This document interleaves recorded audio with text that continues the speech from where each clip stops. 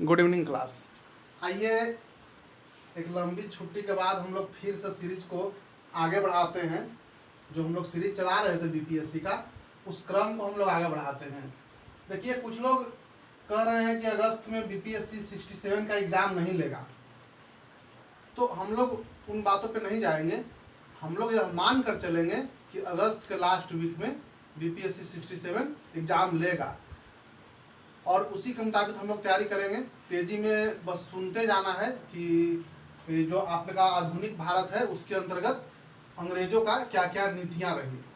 तो पिछला क्लास में हम इसका चर्चा कर चुके हैं कि बंगाल के क्षेत्र में, दक्षिण के मद्रास के क्षेत्र में और आपका पश्चिम के पंजाब वाले क्षेत्र में किस प्रकार से अंग्रेजों ने आम जनमानस और किसानों को किस प्रकार से लूटने का काम किया और किस प्रकार से टैक्स लगाए और सारी व्यवस्थाओं को पिछला क्लास में चर्चा किए हैं।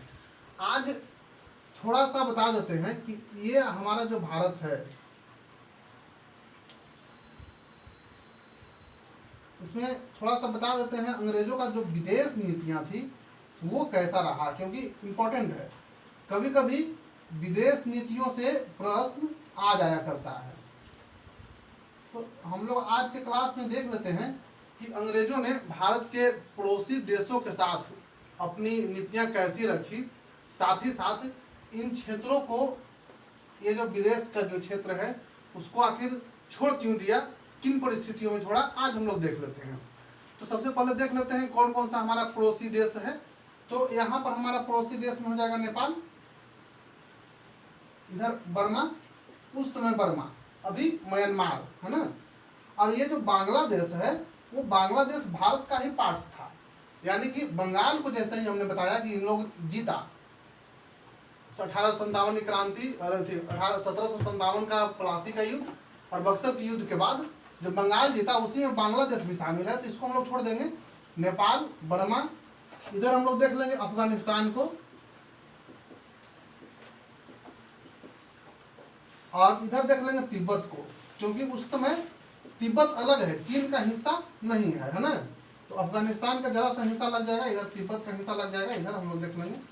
तो 1 2 3 4 पड़ोसी देशों को हम लोग देख लेते हैं और जान लेते हैं कि अंग्रेजों की किस प्रकार से इन क्षेत्रों में पकड़ बना, और पकड़ बना फिर कैसे ये क्षेत्र स्वतंत्र हो गए। थोड़ा सा ये भी हम लोग देखते चलेंगे। तो सबसे पहले हम लोग देखते हैं नेपाल के साथ देख लेते हैं। नेपाल एकदम नज़दीक का पड़ोसी देश रहा है और जब तक यहाँ पर संविधान लागू नहीं हुआ तब तक हमारे यहाँ बिना वीजा के हम लोग आ जा सकते थे। तो सबसे पहले नेपाल को देख लेते हैं। नेपाल के साथ कहानी यह है कि जिस प्रकार से भारत के विभिन्न क्षेत्रों में अंग्रेजों ने अपना कब्जा जमाया, जैसे बंगाल में हैदराबाद में सहायक संधि से, इधर मैसूर में मराठा और सिख साम्राज्य में, साथ ही अवध के क्षेत्रों पर जिस प्रकार से ये लोग कब्जा जमा रहे थे, अपनी शक्तियों को बढ़ा रहे थे, उसी प्रकार से नेपाल के क्षेत्रों में एक राजा है जिसका नाम है भीम सिंह थापा। भीम सिंह थापा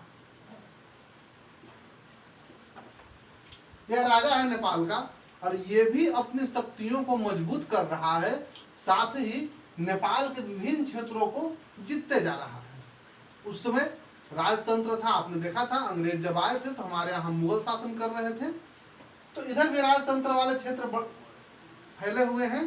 तो ये भीम सिंह थापा अपनी स्थितियों को मजबूत करके नेपाल के विभिन्न क्षेत्रों को जीत रहा है, जैसे जैसे अंग्रेज अपना शक्ति मजबूत कर रहा है। कहानी का मोड़ यहाँ से है कि भीम सिंह थापा की जब स्थितियां मजबूत होती है तो यह उत्तराखंड के क्षेत्र में हमला करके और उत्तराखंड वाले क्षेत्र को भी कब्जा कर लेता है। इन क्षेत्रों को भी कब्जा कर लेता है, ये सब उत्तराखंड का बेल्ट आ जाता है। कब्जा करने के बाद अंग्रेजों को लगा कि भीम सिंह थापा की महत्वाकांक्षाएं बढ़ती जा रही है। फलस्वरूप अंग्रेजों ने इसके साथ नलपानी का युद्ध किया। कैसे कहते हैं, पानीपत का युद्ध, प्लासी का युद्ध, तो नलपानी का युद्ध किया अंग्रेजों ने, और इस युद्ध में भीम सिंह थापा हार गया। अंग्रेज जीत गए। ये 1814 में युद्ध हुआ। ज़्यादा डेट यहाँ पर इंपॉर्टेंट नहीं है, लेकिन इसके आगे जो डेट है 1814 के बाद का जो डेट है वो इम्पोर्टेंट है, क्योंकि बीपीएससी में एक बार यह प्रश्न आ चुका है कि सुगौली की संधि किससे किसके बीच हुआ, और ये उससे संबंधित नदी पूछ लेता है, डेट पूछ लेता है, तो हम लोग उसको देख लेंगे। तो 1814 में नलपानी के युद्ध में अंग्रेजों ने भीम सिंह थापा को हरा दिया, और हराने के बाद इसके साथ एक समझौता किया जिसको हम लोग सुगौली का संधि कहते हैं। सुगौली का संधि, सुगौली का संधि कहते हैं। सुगौली का संधि 4 मार्च 1816 को हुआ। ये डेट इंपॉर्टेंट है, 1816 इंपॉर्टेंट है।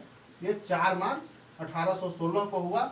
सुगौली जो है बिहार के ही उत्तरी क्षेत्र में एक जगह का नाम है सुगौली, वहां पर हुआ यह संधि। और इस संधि के तहत यह तय हुआ कि नेपाल का जो सीमा होगा वो पूर्वी में मेची नदी और पश्चिम में काली नदी, यही नेपाल का सीमा होगा।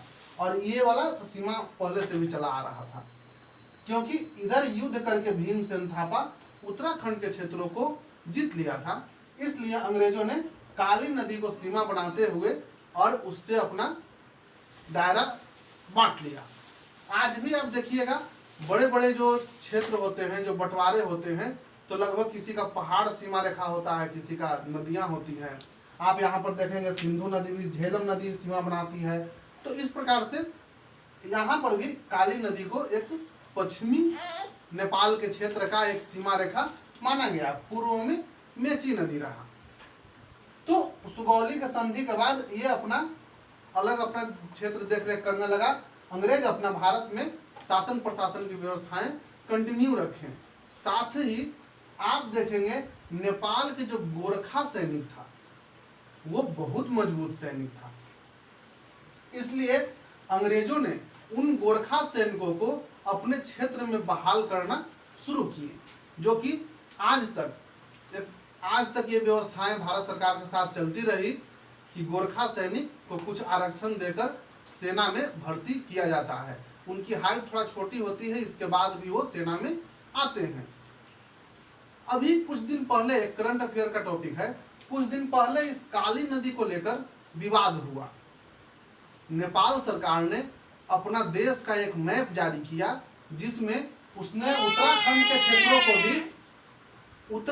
क्षेत्रों को भी दिखाया उस मैप में, जिसके बाद भारत ने इस पे आपत्ति दर्ज किया कि उत्तराखंड का क्षेत्र जो तुमने दिखाया है वह तुम्हारे अधिकार क्षेत्र में नहीं है।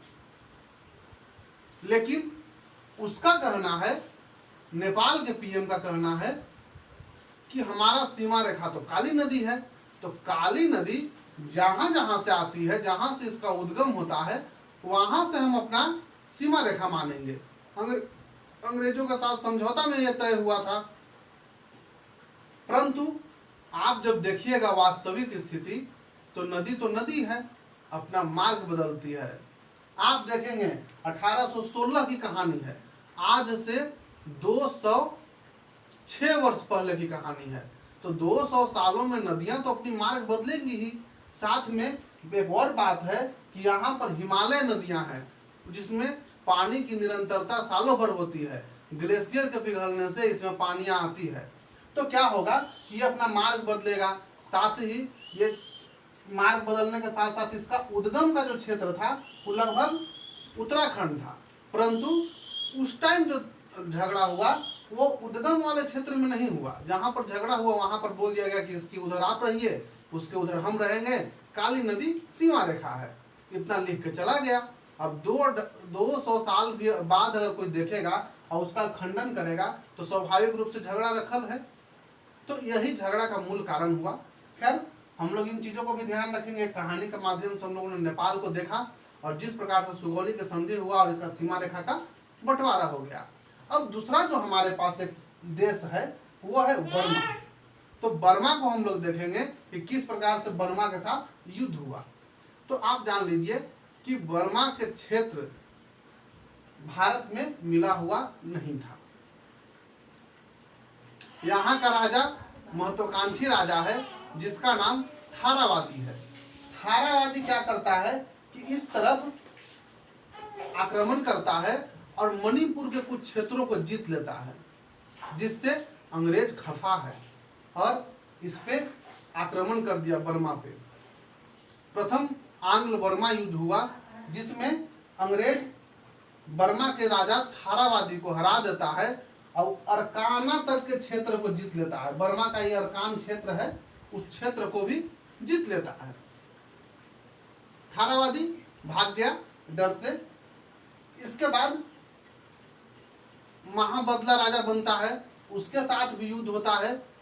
पहला में यांडबू की संधि होती है, दूसरा में गंडवक की संधि होती है और तीसरा में थिम्बू एक राजा है जिसको अंग्रेज अंतिम रूप से पराजित करके बर्मा के क्षेत्र को अपने हिस्से में मिला लेते हैं, अर्थात भारत में मिला लेते हैं, जो 1935 के भारत शासन अधिनियम के तहत भारत के साथ सीमा बनाते हुए अलग हो जाता है। बर्मा के साथ मात्र इतना ही कहानी है। इसके साथ 3 युद्ध होगा। पहला में थारावादी जिसके साथ यांडबू की संधि, दूसरा में महाबदला राजा है जिसके साथ गंडवक की संधि और तीसरा में थिम्बू जिसको अंतिम रूप से अंग्रेज पराजित करके संपूर्ण म्यांमार को भारतीय क्षेत्र में मिला लेते हैं और म्यांमार यही 1935 का भारत शासन अधिनियम के तहत 1937 में भारत से अलग हो जाएगा। तो बर्मा के साथ हमारा इतना ही कहानी है। अब आते हैं, हमारा एक पड़ोसी देश है अफगानिस्तान। क्योंकि पाकिस्तान भारत का ही हिस्सा है, उस समय पाकिस्तान भारत का हिस्सा है। अफगानिस्तान के साथ कहानी यह है कि अफगानिस्तान जो शुरुआत में आप देखिएगा 1861 के आसपास, तो इस समय है कि अहमद शाह अब्दाली है और ये 1861 नहीं 1761 में आप देखिएगा कि अहमद शाह अब्दाली क्या करता है कि इधर दिल्ली के क्षेत्रों में हमला करता है और हमला करके अपना बेटा तैमूर को यहाँ पर राजा बना के चला जाता है, जिसको मराठा लोग जाता है 1760 में और वहाँ तैमूर को भगा देता है और अटक तक के क्षेत्र को अपने हिस्से में मिला लेता है। ये अफगानिस्तान की कहानी हम थोड़ा सा आपको पीछे से ले चल रहे हैं। तो अफगानिस्तान वाले क्षेत्र को जीतते हुए इन पाकिस्तान के दिल्ली तक के क्षेत्र को जीतकर अहमद शाह अब्दाली ने अपने बेटे तैमूर को यहाँ बैठाकर चला गया। जब मराठा 1760 में उस पर आक्रमण करते हैं तो तैमूर को मार के भगा देते हैं और अटक तक के क्षेत्र को जीत लेते हैं, जिससे अहमद शाह अब्दाली काफी गुस्सा में है और 1761 में पानीपत के तृतीय युद्ध में इन सभी क्षेत्रों को जीतते हुए अहमद शाह अब्दाली ने मराठाओं को भी पराजित कर दिया, उनकी भी हालत खस्ता कर दिया और ये सारे क्षेत्र अपने अधिकार में ले लिए। साथ ही यह युद्ध इतना भयंकर हुआ कि अहमद शाह अब्दाली की भी हालत दयनीय हो गई और इन क्षेत्रों में अपने प्रतिनिधि शाह शुजा, इंपॉर्टेंट नाम है शाह शुजा, को प्रमुख बनाकर अहमद शाह अब्दाली चला जाता है अफगानिस्तान के क्षेत्र में। हल्का पाकिस्तान का भी क्षेत्र है, उसमें हल्का सा ऐसे शाह शुजा यहाँ का प्रतिनिधित्व कर रहा है। अब राजा हो गया, अहमद शाह अब्दाली का ये प्रतिनिधि है, राज्य कर रहा था, अफगानिस्तान के राजा था। इसको आंख मूंद के विश्वास था अपने प्रिय दोस्त मोहम्मद पर। दोस्त मोहम्मद इसका दोस्त है जिसपे आंख मूंद के विश्वास करता है, परंतु राजनीतिक वर्चस्व अत्यधिक होने के कारण दोस्त मोहम्मद अपने दोस्त के साथ दगा कर बैठता है और इसको हत्या करने के लिए प्लान बना लेता है। फलस्वरूप शाह शुजा अपने ही दोस्त मोहम्मद के डर से भागकर पंजाब के राजा रंजीत सिंह के पास चला आता है। रंजीत सिंह हस्तक्षेप करते हुए शाह शुजा के जान भी बचाते हैं और दोस्त मोहम्मद को हराते हुए इन सारे अफगानिस्तान के क्षेत्रों को रंजीत सिंह जीत लेते हैं और शाह शुजा को प्रमुख बनाते हैं। परंतु दोस्त मोहम्मद महत्वाकांक्षी प्रवृत्ति के व्यक्ति है, वह चाहता है कि रंजीत सिंह को हम हरा दें। इसलिए दोस्त मोहम्मद रूस के साथ सहयोग करेगा, क्योंकि हल्का सा रूस का सीमा उधर लग जाएगा अफगानिस्तान के साथ, और रूस से सहयोग मांगेगा। जबकि अंग्रेज जो कि भारत के इतने बड़े क्षेत्र में राज कर रहे हैं, नहीं चाहते हैं कि रूस भी आकर इधर हस्तक्षेप करे। अगर रूस इधर हस्तक्षेप करेगा तो हमारा स्थिति खराब हो जाएगा। इसलिए अंग्रेज दोस्त मोहम्मद के साथ झगड़ा करते हैं और पहला युद्ध में दोस्त मोहम्मद को हरा देते हैं। हारने के बाद अंग्रेज लोग अपना एक सीमा निर्धारित कर देते हैं। इसके साथ साथ द्वितीय आंग्लो अफगान युद्ध होगा, जिसमें शेर अली राजा है, दोस्त मोहम्मद का एक प्रतिनिधि है। शेर अली भी चाहता है कि इसको हरा दे, अंग्रेजों को हरा दे। इसलिए जो प्रथम युद्ध में जो संधि हुआ था, जो आपसी तालमेल बैठा था युद्ध के बाद, उस संधि को मानने से इनकार कर देता है शेर अली। कहता है कि हम नहीं जानते हैं कि अंग्रेज कौन है। इसलिए अंग्रेज शेर अली के साथ भी युद्ध करते हैं, और शेर अली अंग्रेजों से बिल्कुल नहीं डरता है, साथ ही जान बचाकर भाग जाता है। और यही शेर अली आप बाद में देखेंगे, इस अंडमान हम जब आगे पढ़ाएंगे, गवर्नर जनरल ये सब पढ़ाएंगे, तो ये अंडमान निकोबार द्वीप समूह पे चला जाता है भागकर, और वह इंतजार करता है कि जिस दिन अंग्रेजों का कोई प्रमुख अधिकारी आएगा उसको चाकू मार के हत्या कर देंगे। और यही शेर अली लॉर्ड मेयो को चाकू मार मार कर हत्या कर देता है। और इसी शेर अली से जब पूछा जाता है कि तुमने हत्या क्यों किया, तुम्हारे पीछे कौन था, तो यह कहता है कि हमारे पीछे खुदा थे। खुदा ने कहा कि अंग्रेज तुम्हारा हितैषी नहीं है, तुम्हारे साथ गलत किया है, इसलिए तुम उसको मार दो। तो ये अलग कहानी है, हम इस कहानी को हम आगे शामिल करेंगे जब लॉर्ड मेयो पढ़ाएंगे। लॉर्ड मेयो भी हमारे लिए इम्पोर्टेंट है, उस समय हम आपके चर्चा करेंगे, क्योंकि वो घुमक्कड़ प्रवृत्ति के व्यक्ति थे और बहुत घूमने में विश्वास रखते थे। तो जहां तहां वो घूमने जाते थे तो उसी क्रम में उनकी हत्या हो जाती है। खैर, यहाँ पर शेर अली जब जान बचाकर भाग गया, अंग्रेजों से डरा नहीं, जान बचाकर जब भाग गया, तो वहां पर तीसरा जो राजा बनते हैं वो हबीबुल्ला के बेटा हैं अमान उल्ला। अमान उल्ला खां भी अंग्रेजों से खफा रहते हैं, और उन्होंने कहा कि अंग्रेज लोग बहुत तंग करता है, हम अंग्रेजों को नहीं जानते हैं, जो करना है कर ले, जिसको हिम्मत है आके हमसे मिले। जब अमान उल्ला ने इस प्रकार से ऐलान किया, क्योंकि अमान उल्ला को रूस सहयोग कर रहा था, तो अमान उल्ला ऐसा ऐलान कर दिया। फलस्वरूप अंग्रेज उससे युद्ध करते हैं और अमान उल्ला को अंतिम रूप से पराजित करके अफगानिस्तान के क्षेत्रों को भी जीत लेते हैं, और जीतने के साथ साथ यहाँ पर एक सीमा निर्धारित कर देते हैं। कारण है इसलिए इन क्षेत्रों को भारत में नहीं मिलाया गया, क्योंकि एक तो यहाँ पर इधर पहाड़ी इलाका है, इधर पहाड़ी इलाका है, ये सभी पहाड़ी है, तो पहाड़ी क्षेत्रों से अंग्रेजों को आय थोड़ा कम होती थी। दूसरा, इधर सैनिक रखने से खर्च बहुत ज्यादा था। तीसरा, इतना हमेशा बगावत होते रहता था, युद्ध कौन इतना जंजाल लेके रहेगा। इसलिए इन तमाम पहाड़ी क्षेत्रों को स्वतंत्र अंग्रेज लोग छोड़ दिए। यहाँ पर डेवलपमेंट के कार्य भी करना मुश्किल था, रेलवे लाइन बिछाना मुश्किल था, और पहाड़ी क्षेत्र होने के कारण अंग्रेज लोग छोड़ दिए। साथ ही सेना का भी खर्च बहुत ज्यादा हुआ करता था। तो इन क्षेत्रों पे अधिकार ना करके ये लोग अपना काम कंटिन्यू आगे भारत में ही करते रहे। इधर उपज भी कम थी, क्योंकि उस समय आय का मुख्य स्रोत कृषि ही था, और पहाड़ी क्षेत्र पे धान उपज नहीं होगा। धान जब उपज नहीं होगा तो इनको टैक्स नहीं मिलेगा, टैक्स नहीं मिलेगा तो फिर मुश्किल होगी, इनको सेना पर भी खर्च किया हुआ मुश्किल हो जाएगा। तो ये लोग अंग्रेज लोग चतुर थे। खैर, आज यह कहानी इतना ही तक हिस्ट्री के अंतर्गत, और आपने देखा कि अंग्रेजों का विदेश नीतियां किस प्रकार से रही, किस प्रकार से विदेशों को इन लोग हैंडल किए और स्वतंत्र किए, और एक सीमा रेखा का निर्धारण किए। हम लोग अगला क्लास में देखेंगे। अब देख रहे हैं कि अंग्रेज समुद्र भारत पर अधिकार कर लिए हैं, विदेशों के साथ भी समझौता कर लिए। तो जब अधिकार कर लिए तो हम लोग भी आज़ादी की लड़ाई लड़ेंगे। तुम आ गया है, लड़ के अधिकार कर लिया, तो हम तुमको भगाने के लिए लड़ाई लड़ेंगे। और अब हम लोग कल से देखेंगे 1857 की क्रांति, जो कि यहाँ से शुरुआत होगा।